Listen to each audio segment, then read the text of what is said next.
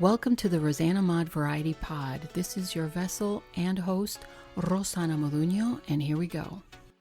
Hey everyone, this is Rosana, and here we are at episode 174, and today I'm speaking to you from behind a Pro Shield mic filter. Go figure. Never had a mic filter before. But, with all the distractions and sounds that are coming up from the background, I just figured I might try to see if there's any kind of an improvement in the way that you hear me. So, not that I've had any complaints or anything, I just figured everybody's got a filter. I wonder why. And looking at it, it gives me an idea for a DIY project. Make your own mic filter. Today's episode is about Wednesday Works. It is business. As you know, we do it on Wednesday, every Wednesday. And today we have 10 things that will destroy a team and what it is that you can do as a manager or leader to improve productivity and morale in your department. I have these 10 ideas. So here we go. Number one, first thing is on the list, and I did research this online to see what are the things that bring down corporations and companies and seem to derail success. Number one would be micromanaging. I think everybody can agree that that is something that does not work in any kind of an environment. I don't care who you are. It does not work. It is a demoralizer. It shows that you are inflexible as a leader. It shows that you are a little on the selfish side as a leader because you're only worried about the way you handle things, not the way anybody else will feel them. So it's a little bit of I'd go out on a limb and say dictatorship almost, authoritarian style. That does not work in a team environment. It never has and it never will. If there's one way that you want to do things and that's the way you do things, good for you. But look at your record and ask yourself, do you have a lot of turnover in your department? Are a lot of people moving and getting out? Are a lot of people taking lateral moves to get out? They are not getting paid anymore, but they just want to get the hell out of there. Do you have a lot of missed days and people taking off? Do you have a lot of miscommunications, and does it seem a little bit depressing? That might be something you might want to pay attention to. And management should definitely pay attention to those kind of teams, because who's running those teams is really the one they need to look at. And if that's something that's on the record, then that's something that you need to fix, because sooner or later it's going to come back and end in your name and land on your desk. And why didn't you do something about it if you saw all of this change? So that would be number one. Number two has to be no planning. As a leader, do you know where your team is going? Do you have any plans? Do you prioritize? What is it that you want from your team? What are you looking for in the future? Where do you see your team in the next couple of years, or the next year, or the next few months? I think a lot of teams fail because these leaders don't have anything implemented into the schedule, into what it is that they want for their future. I think they're just in there to work. They punch in, they punch out, and they go home, and they don't really think about what it is that needs to be done to better their team. Number three, no praise. That means a leader who focuses on the negative part of a person, which means really is kind of a cousin of micromanaging. It means you could work every day and do everything right and produce, wherever it is that you're working, and do everything that you're supposed to do, meet your quotas, and still be picked on for something, your shoelaces not matching or your white socks showing, or they might say something about the shade of your hair color. These are things that actually happened to me. I'm going to be talking about this at some other point. Right now, I just wanted you to know, as an employee and as a person who, who's there and who notices these things, these are real problems that exist. I'm not even making this up. I wouldn't be able to make this up. This is actually true.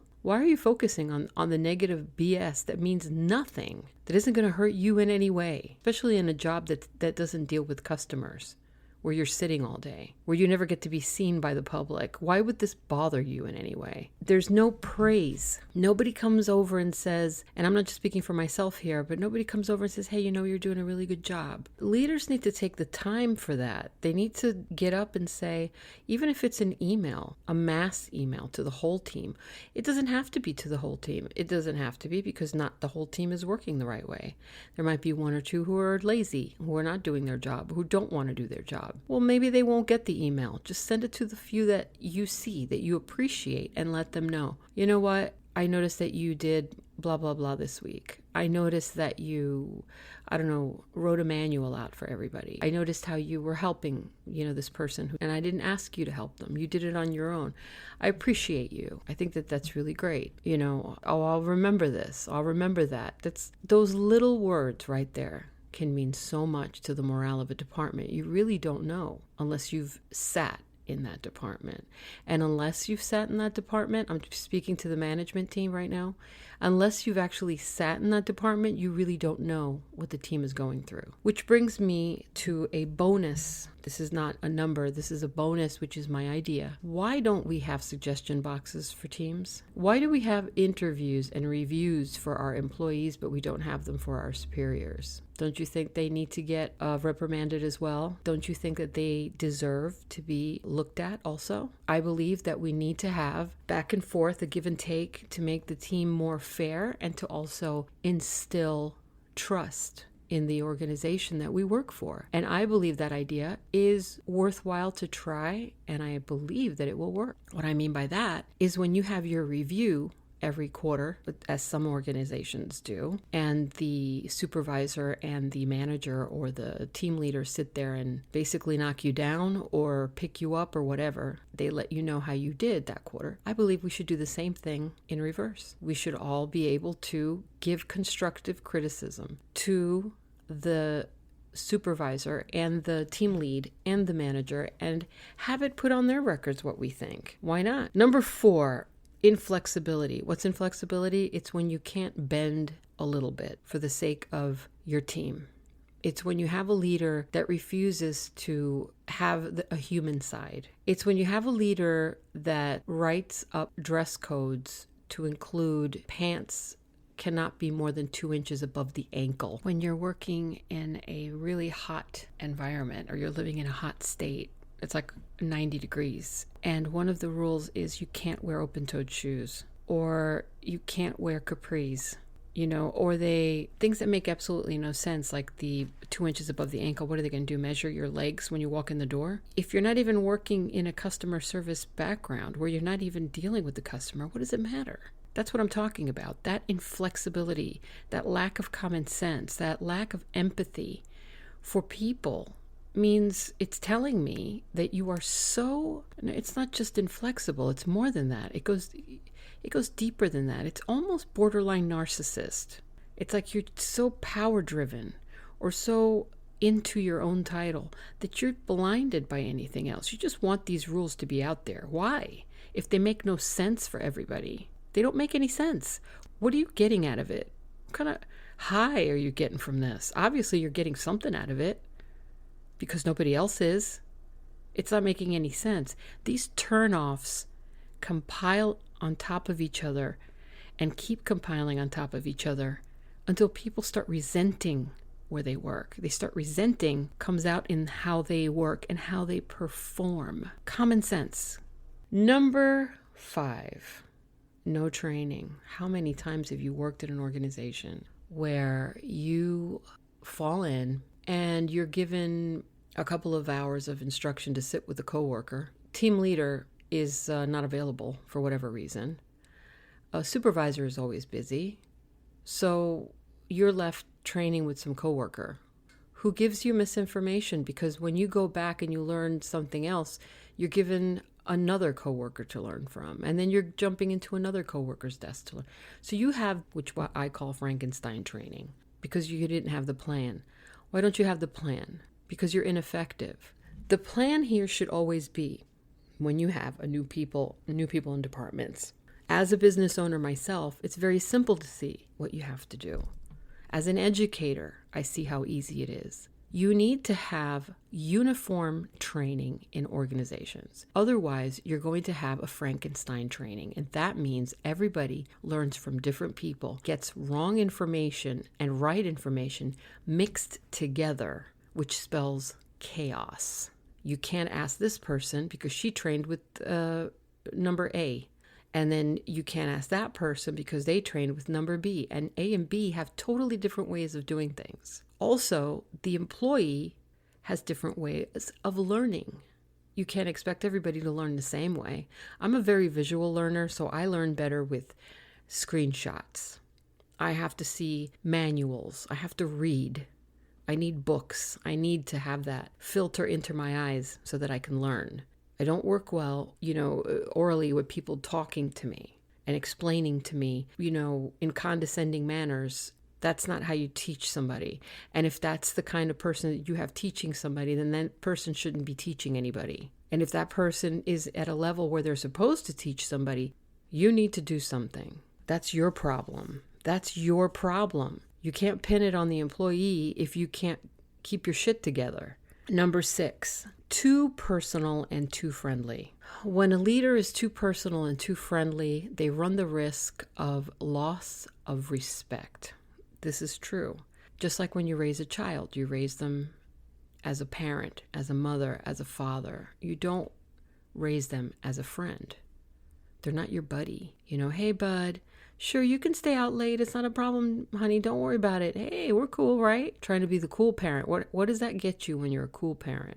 Do you get a cool kid? You get a kid you have to constantly bail out of jail because that kid knows that you're going to help him out because you're his buddy. No respect, and also nobody to look up to. You're not setting an example. You need to be above, not on the same level. You have to be above the employee in respects to how you teach them and how you treat them. And respect is something that you earn. It's not something that's given. So you don't just respect somebody because they're your superior. You respect them if they respect you, especially if you're working as an adult in a corporation or organization that involves adults. I'm not a kid. Don't treat me like a kid. If you want me to respond to you as an adult, then you're going to treat me as an adult. And you're going to treat me with respect, no matter who you are. I can only give you as much as you give me. And that's the way it should be. This isn't elementary school. This is work. We leave our personal family time and our times in our life and our personal things to come to work. We work because we have to, not because we necessarily like it. It's always good to keep in mind that people do have lives after 5 o'clock. Number 7 is favoritism. How many times have you lost a position because the boss had a cousin who was working there, or maybe a boyfriend or a girlfriend, or maybe just a friend, or daughter, a son, being moved up in the ranks of your organization while you're sitting there working and wondering, why the hell did he get it? Or why did she get that? And you were completely, basically just set aside or just talked to in an interview because they had to go through the motions, but technically they already had the winner. Favoritism is a very big no-no. Favoritism could be seen as nepotism. Of course, that's a different story. But favoritism, just because you're buddy-buddy with somebody doesn't mean that you have to do them any favors. If they broke the rules and if they're doing something wrong, you need to take them aside and speak to them. I pay you for a position. I pay you to do something. And if you can't do it, then tell me that you can't do it. Is there something that we can work out? Is this something what's the problem here? Is there a miscommunication? Do you not understand what I need? Or maybe you need for me to teach you in a different way? Do you learn in a different way? These are conversations that I've actually had with people. There's nothing wrong with that. There's nothing wrong with communicating how you feel. It's much better to communicate how you feel than not, because then you're left assuming. And what happens when you're left assuming? You're usually wrong about things, or you could be wrong, and you run the risk of being wrong. And that's detrimental to any company. So you have to learn like Psychology 101 on how to deal with different people, different cultures, different ages.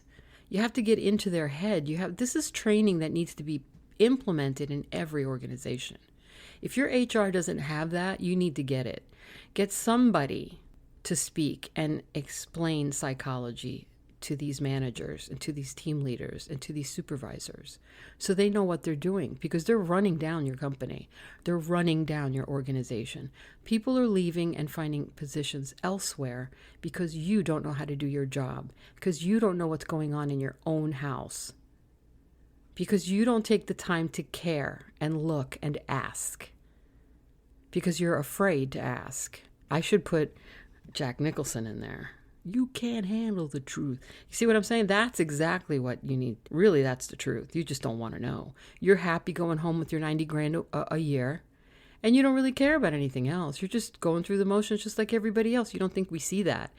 Employees see that when a leader cares really about them, or they just care about their paycheck. We see that. Number 8, does not communicate well with team. That's very true. Doesn't communicate well, isn't available, is always busy. I can understand if somebody's busy. What I can't understand is if it happens all the time, when you're asking for a question or you need help with something or you have a problem and they just kind of shush you away and say, go ask your team leader. Or you're doing the backwards. You ask your team leader and they say, no, not right now. Ask your supervisor. That's not my job. Ask your supervisor. What is that? Who picked you as a team leader for you to say, really? Who did? How'd you get there? That's what I want to know, because that's what a team lead does. They're supposed to be in charge of the training.